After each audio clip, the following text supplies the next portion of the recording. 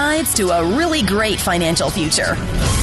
Tom and Don are talking real money. Oh, it's your lucky day. It's the podcast vidcast. I'm Don. Tom's over there. I'm in Florida. Don McDonald. That's my name right here in Florida. And there in the Model Military Museum is curator Tom Cock. He's flapping his wings as they flap theirs above him. We are here to help. I know. Isn't that what everybody says? We're here to help. But we are. We're here to help you manage money. And we're here to help you avoid a lot of stupidity out there. Holy cow, is there a lot of really wacky, bad information, particularly in the day of the internet. Now, we are in the internet age. We've been in it for quite some time. I think my first website was 1994. So what does that make this? About 30 years. Getting We're heading close, for 30 28. years. Yeah. Mm-hmm. Yeah. So, and you remember it all? Some of you probably do. You remember McMoney? McMoney? Yeah. Yep. Yeah. McDonald's finally took me down. DonMcDonald.com. Still got that. What's sure on glad there? I got that quickly. Well, Go that's for my acting and voiceover stuff. Oh, okay. DonMcDonald.com. Don't you wish you'd gotten yourname.com? I do have my name. You know what was funny? Yeah. Debbie, we were working at Walt Disney World at the time as a third party, and the internet was Disney wasn't doing anything with the internet yet. Nothing. Because I started working with them in 93. We started looking at this internet thing going, everybody should get their darn.com like right now. And we were talking to somebody in marketing at Disney, and they poo-pooed it. What are we going to do on the internet? What are we going to do with at Disney.com? Honest to God, I looked it up. I can't remember what the domain name service was at that time. I could have purchased Disney.com. It's like $8. But I think didn't they come back and make people like you? Anybody who had a trademark, yeah. But I could have bought it for about $8. I probably could have gotten a couple of grand for it just for them to avoid the hassle. But a couple grand? We're not talking real money. So no, we're not talking real money. We're not. I've gone through some of the ones I've let go over the years, and went, oh, why did I let that go? And they're selling them for $2,000, $3,000, $4,000, $5,000. Are people buying them? I used to, yeah, they're buying them. Wow. Okay. There are a couple I had for my antique map business that are now other antique map businesses, and they bought them, paid top dollar. I should have sold them. I once sold one for about $2,000. Really? Yeah. I got $2,000. McDonald's.com. Yeah, no. I'm going to held out for more on that. All right. Yeah, no kidding. Anyway, we want to talk today about the media. Speaking of the internet. And speaking of the internet, we want to talk particularly about all the garbage that shows up on the internet about investing. I read it so you don't have to. But you do anyway, apparently. But I do. Yeah. Well, no, you don't need to read this stuff. The article I'm talking about I ran into this randomly. I have Apple News. And on Apple News, there's a feed of stories that pop up. And since I read a lot of personal finance, I get hit with a lot of those. There's an algorithm that says, oh, Don likes these. So I saw this one come up in my feed. And it's from Entreprenuer magazine, with whom I have a kind of an ongoing beef because I think they're smarmy. You know, they'll let anybody write anything for them. And I'll tell you, this is indicative of it. They had an article. I knew I was going to hate it just from the title. 3 buy-rated ETFs to fill out your portfolio this summer. By Spandan Kandawal. Buy-rated by. Oh, buy-rated. Cameral by what? Rated by her company. Oh, I see. Okay. Her company, which is called Stock News, they have a proprietary rating system. Oh, goodness. Okay? Which I think you have to become a member to get their proprietary. Oh, sure. And their proprietary rated stocks have always done better than the market. Goes without saying. Right. So I read the first paragraph of this article, and I am going to both read it to you and show it to you on your screen. It's important that you see this in addition to hear it. Are you ready? Yeah. Read along with Don. Okay. Since inflation is still hovering around 40-year highs, the Fed will likely maintain its hawkish stance, which could keep the market under pressure. Therefore, it could be wise to invest in resilient ETFs, iShares, iBox, and high yield, whatever, iShares, MSCI, Brazil, whatever, and financial select sector, whatever, which are buy rated in our proprietary rating system. Keep reading. Okay? Now, Yes. in and of itself, not significant other than it's not great writing, but she's from Calcutta. I looked her up. She's a young woman in Calcutta. I think she must be real. I found her online. Here's what was. Oh, you're getting was catfished on this one now too? Huh? Maybe. Yeah. Okay. You never tell. Yeah. I was reading it, and okay, I've got another story I need to add on the side.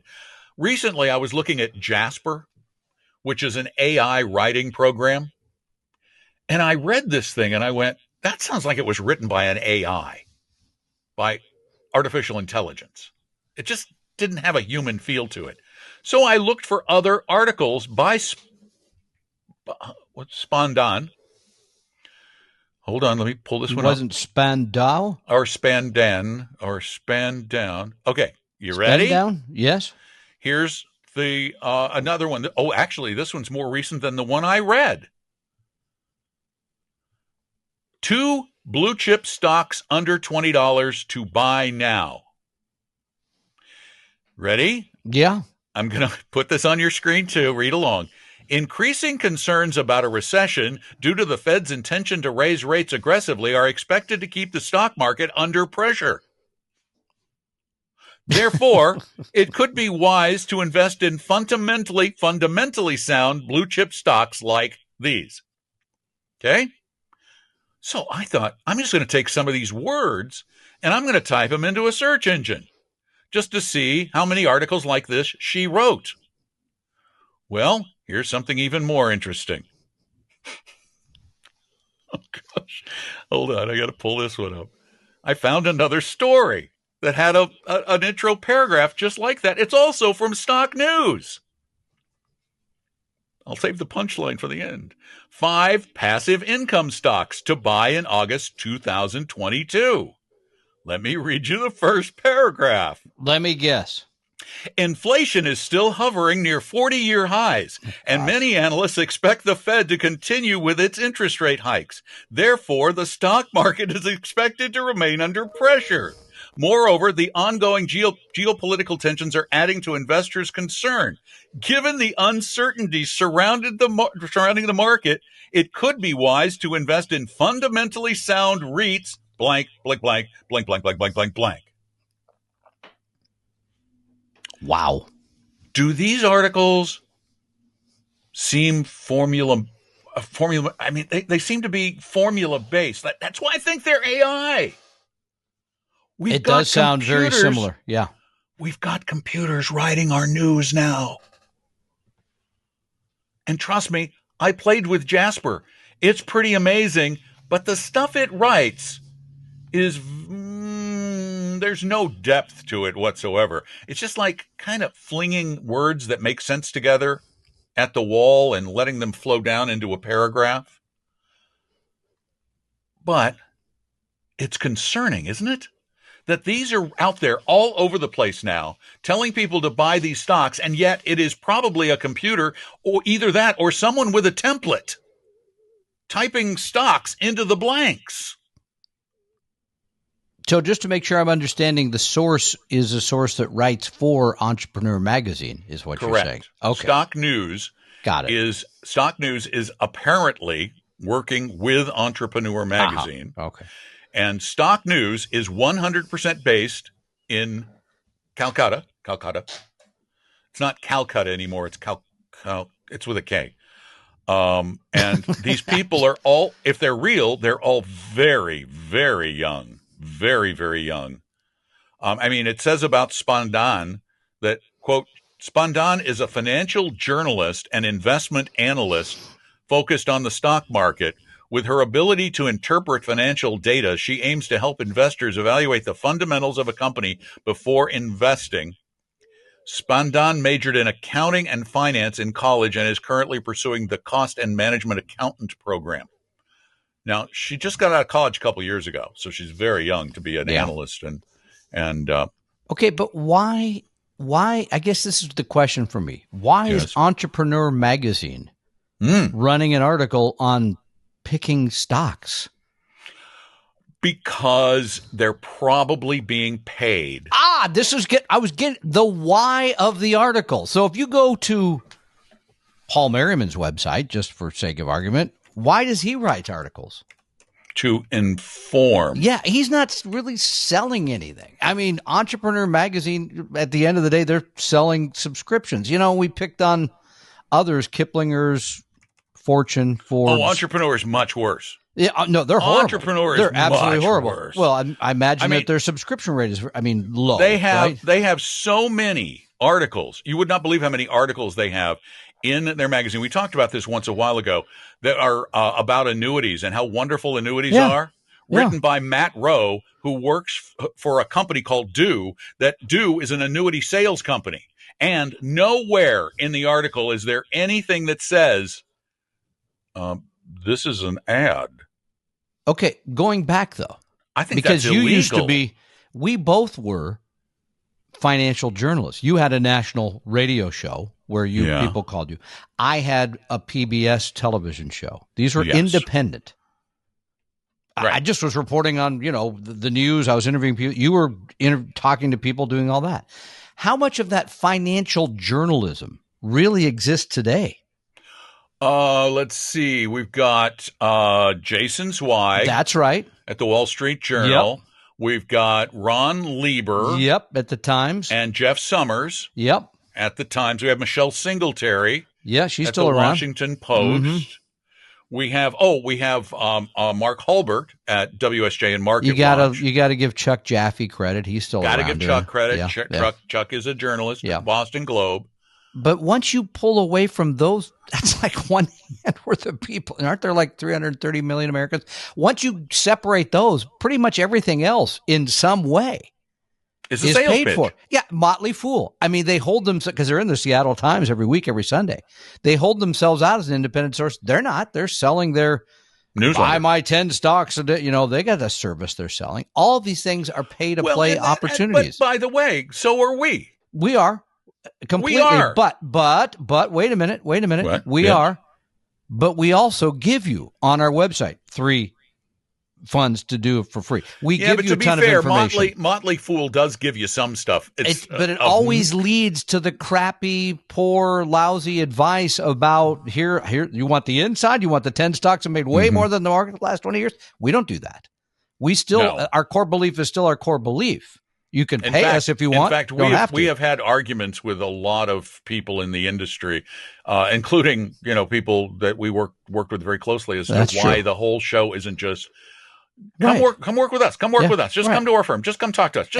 Most of the financial shows, as you know, are exactly that, or they try to be cuter about it in some way. But at the end of the day, they put a big pitch on, which we do not do. So, yes, you could say that, we're getting paid to do this. Yeah, we're telling you, hire us. But we're also telling you, hey, you could go do this. We're not saying hire us. Actually, see, that's the difference. We're saying you might want to consider hiring us. You could. I compare what we do, Tom, to the original Miracle on 34th Street. Yeah. Where Santa basically got fired for telling somebody to go to Gimbel's because Macy didn't have the toy. There you go. That's always been, I never would do this if I didn't feel clean about it. No, and that's very true. You and I have differed there. I've been more on the business side for many years. I just know. So, that's good. You've got your credibility. But the point is, when you read Entrepreneur, when you even read a lot of the other stuff, I hate, because we just talked the last podcast about an article in Fortune and Forbes. I don't know all the relationships between the people that write for those, and it makes me nervous because the advice, frankly, is lousy.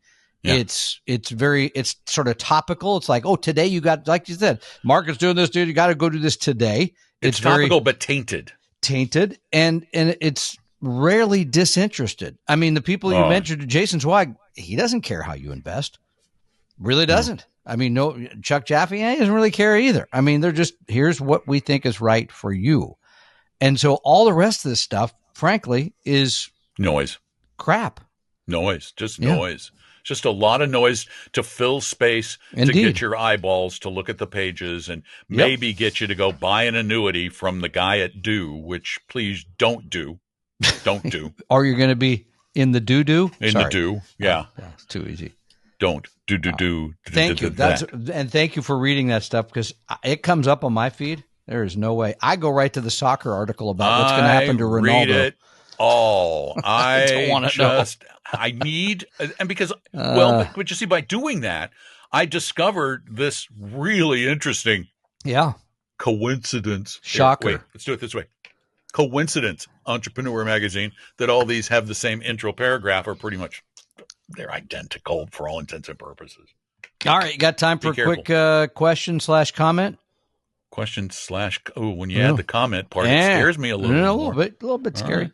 This comes from Natalie in Greensboro, North Carolina.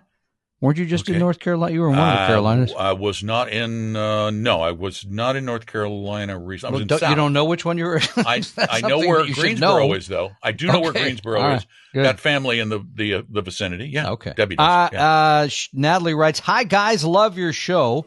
You had a caller ask about what more he could do saving in a tax-advantaged way, and you forgot to ask him if he has an HDHP to contribute to an HSA.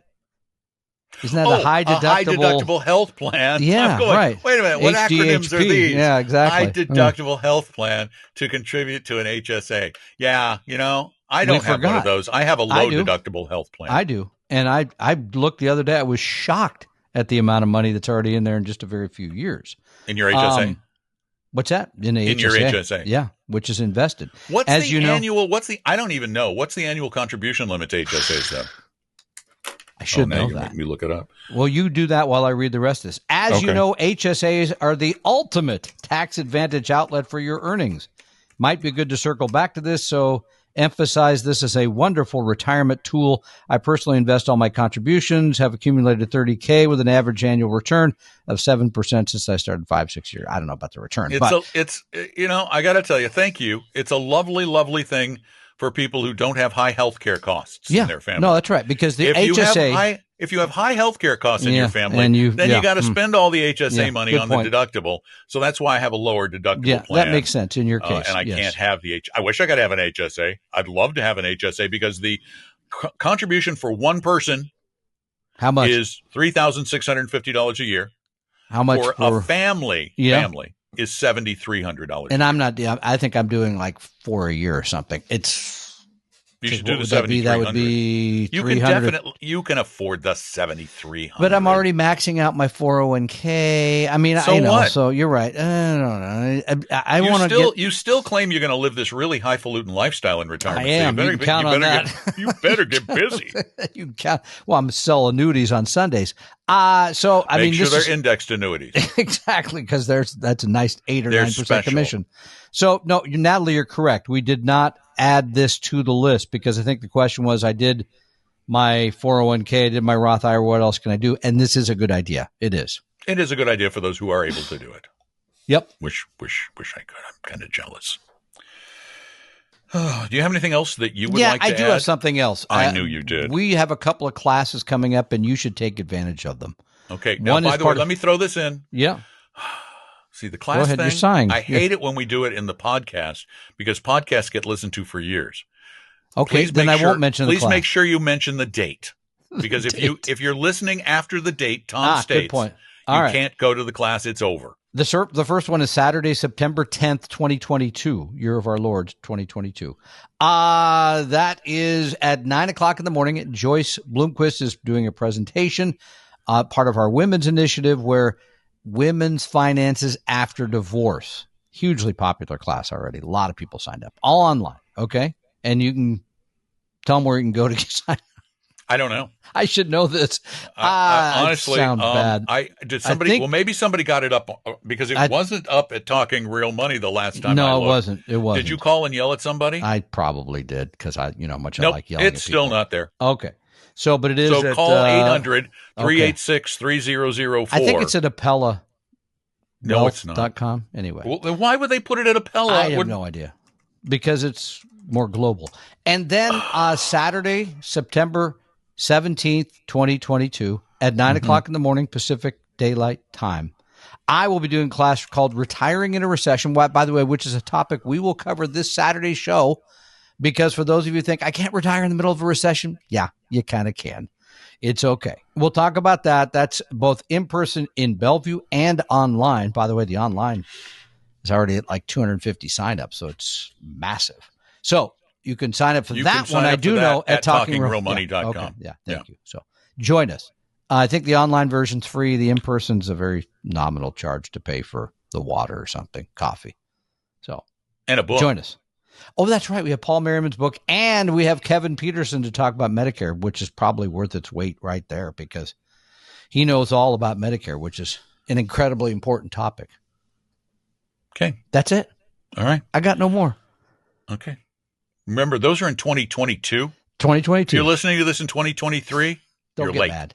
Yeah. You're late. Because we've had other times where we put old podcasts back up and people call, hey, what about that offer? I want that deal. Yeah, 2015. No, yeah, not that was happen. 2015. Yeah, no, that's a long time ago. And we try to leave. I gave up on the really old ones. I did. I gave up on the really old ones because people were asking too many questions. We have over 1,000 podcasts you can listen to, but we have another like 300 in the vault that we're just going to leave there for a while. We're going to sell those after we're gone. That'll finance our family's inheritance or something, right? No. Yeah, no. We're going to have to pay them to keep them online. Okay, that works too. That's what I've done. I cut a deal with my daughter because I want Lit Reading, my short story podcast, to remain online after I'm gone. I want that to be like my legacy. I want it to be there for people. And so I'm setting up an account that will pay the costs of that if it doesn't support itself. I hope it will support itself through advertising, but if it doesn't, then I'm going to make sure she keeps it up. I think that's a great legacy. I do. My legacy will be, let's see, lousy referee calls and poorly constructed model airplanes. So that's yours way above mine. I think that's great. But as the museum gets bigger, you can afford real live model makers. Ladies and gentlemen, that is the Model Military Aircraft Museum in Woodinville, Washington. No, Maltby, please. The Maltby Model Military. Oh, look at that little M alliteration. Aircraft Museum in Maltby, and of course the director of the entire museum. You're talking to him right there. As we like to say here, let the bombing begin. So how about that? Someday he'll come up with a new line. No, I'm really confident. I'll be gone before then. He died. Go watch some World War II aircraft movies. Maybe maybe one will just stick out and you'll go, oh, I want that one. I got to say that little Guadalcanal in there or something. Yeah, because I always like that word. Watch all those old Midway movies. There were like thousands made about Midway. A lot of it, important battle. So yes, okay. Okay. As long as you weren't on the Yorktown, I guess. So okay. I've been on the Yorktown. That's right. right. The second York. It was the Yorktown that came after the Yorktown. Which is mostly true of all the history I know. This is number 2 or number 3. I get it. Yeah. It's at Charleston, South Carolina. The Yorktown. What's the one that's in New York? Is that the Intrepid? Intrepid. I think it's the Intrepid. Yeah. That's anyway. And here we go again. Aren't you glad you stuck around for the end of the show? Never miss it. Yeah. This is the best part. The stuff we don't know what we're going to talk about because we forgot to end the show. We're going to solve that little issue by ending the show. I'm Don. Tom's there. We're going to talk real money. We hope you realize that the information provided on Talking Real Money is for informational, educational, and hopefully enjoyable purposes only. Providing personalized financial planning or investing advice takes time, so please consult with a really good fee-only fiduciary investment, tax, or legal advisor. We know a good one. Investing must always involve risk. In other words, you can and probably will lose money at times. Also, as much as you want it, no one can accurately and consistently predict the future. So past performance doesn't tell you a darn thing about what the future will bring. Unlike many other programs that say something similar, Talking Real Money is not trying to get you to buy or sell any financial products or securities. Instead, the program is provided as a public service by Appella Capital, a fee-only registered investment advisor. Thanks for listening, and please visit TalkingRealMoney.com for more information and disclosures. That's a wrap.